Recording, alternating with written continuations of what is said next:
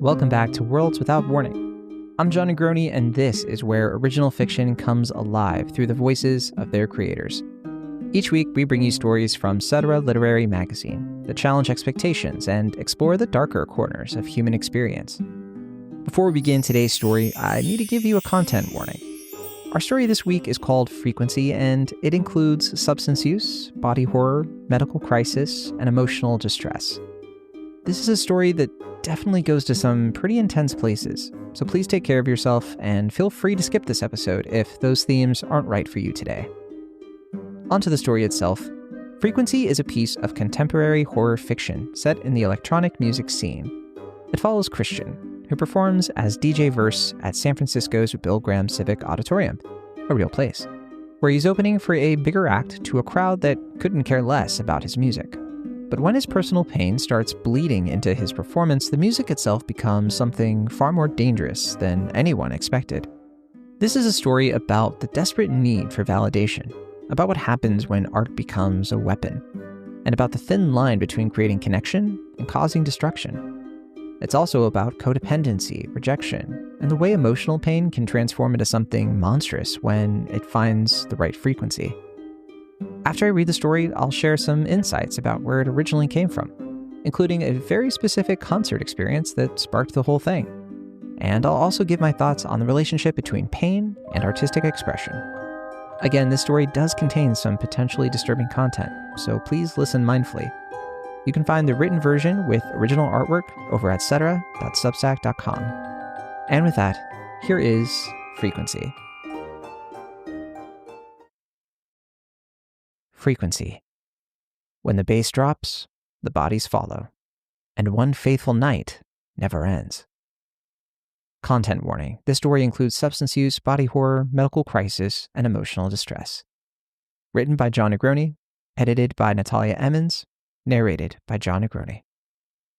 The Bill Graham breathes neon nicotine, a cathedral of concrete where dreams go to die electric deaths. 200 souls scatter like spilled pills across a floor built for thousands, each one a ghost haunting their own story, each one deaf to the gospel Christian is about to preach. DJ Verse. The moniker blinks Morse code above his altar of turntables, a prophecy written in dying LEDs. He chose it back when love was a language he thought he spoke fluent, when he believed hearts could harmonize, the oscillators finding their perfect pitch. Now the name is a copper penny. His phone thrums. Maz's rejection arriving in Arial font. Can't make it tonight. Need space to think. The words are insects under his skin. 3 years of entangled frequencies, and Maz can't even ghostwrite an appearance at his resurrection service.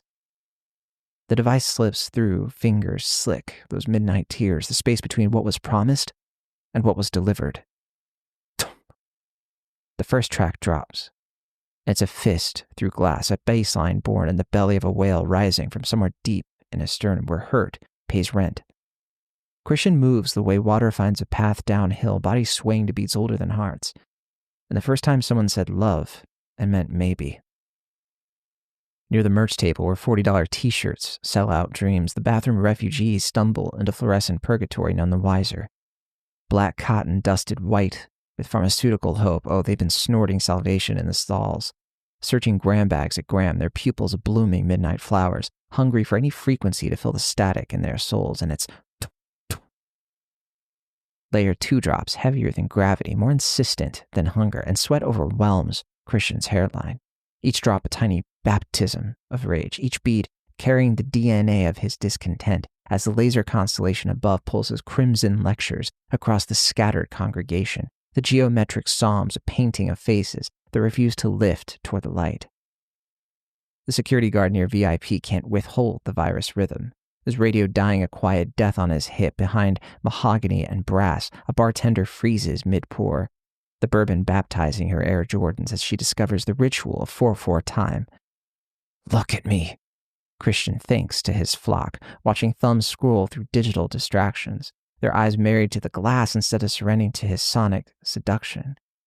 I'm right here, bleeding frequencies, hemorrhaging harmonies, giving birth to sound babies you'll never learn to love. Track 3 is his bastard child, his nameless, shameless conception in those pre-dawn hours when Maz would serve communion wafer accusations. Too much, too needy, too desperate for the spotlight that never shines back, you know? The synthesizer screams his autobiography in B minor, kick drums pounding prison riots against rib cages. Reality slides.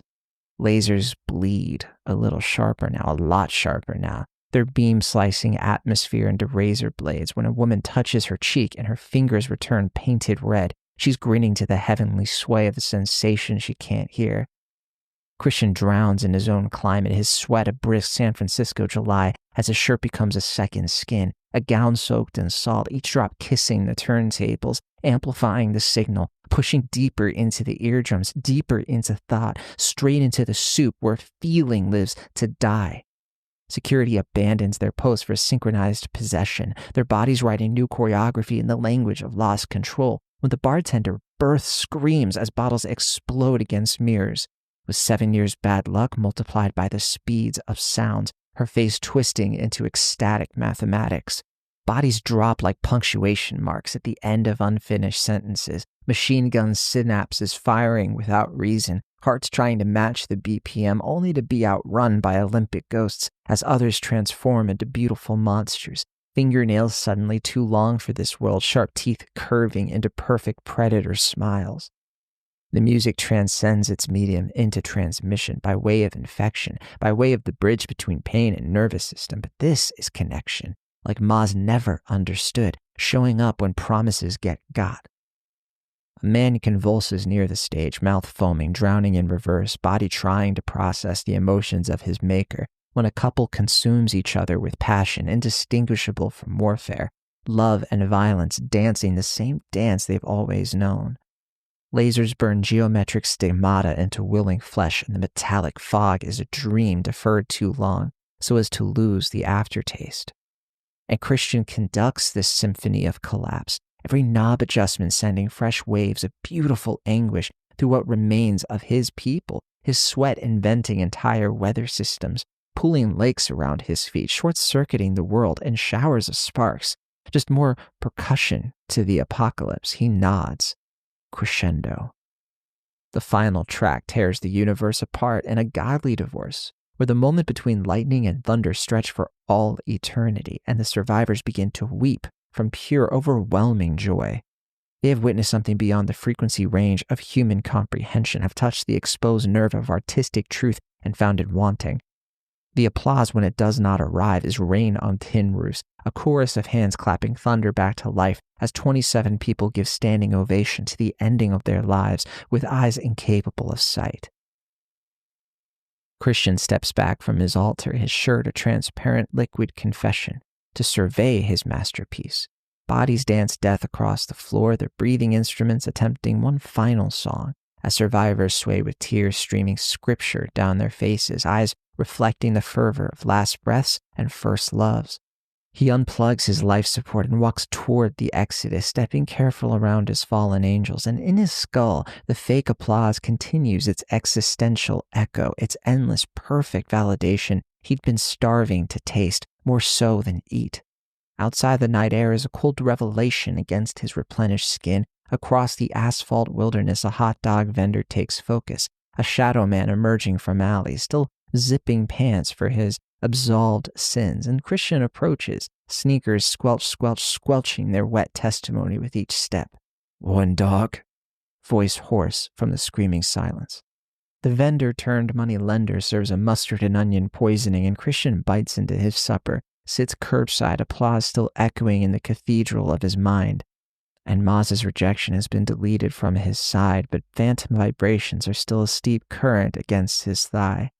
He has finally found his frequency, this one the distant sirens coming, wailing their blue light, but they cannot touch him now. He is already composing his next verse in his head, drowning out the applause. That was Frequency. So this story came from a very specific moment, actually. Back in July, I was at Bill Graham's Civic Auditorium in San Francisco, seeing Millennium, actually, one of my all-time favorite EDM artists. But during one of the opening acts, I found myself watching this DJ who was clearly struggling to connect with the crowd. The people there were just kind of talking, checking their phones, heading to the bar, and I started thinking about how brutal that must be to pour your heart into your art and have it met with indifference. And then I was like, oh yeah, I've felt that before. I actually wrote the original concept for this story on my phone during that show. Just one stream of consciousness paragraph about a DJ whose emotional turmoil starts bleeding into his music in literal dangerous ways. The idea wouldn't leave me alone. And side note, if you want to read that original paragraph, the stream of consciousness idea, I actually put it in the author's notes for this on the written version of this episode. So check that out via the link if you can. But anyway, what interested me the most was this question of artistic validation and how desperate we can become in pursuit of it. Christian here, he's not just playing music, he's performing his pain. He's trying to make people feel what he feels. When Maz rejects him, when the crowd ignores him, that rejection becomes part of the frequency he's broadcasting. So the horror here isn't exactly supernatural, even though it kind of is. It's more emotional than anything. It's the idea that pain, when it reaches a certain intensity and finds the right medium, it can become contagious. The music itself becomes a transmission of Christian's internal state, spreading his anguish to everyone in range. I should mention that the technical aspects of the DJing aren't realistic at all. I know next to nothing about producing electronic dance music, and I've tried.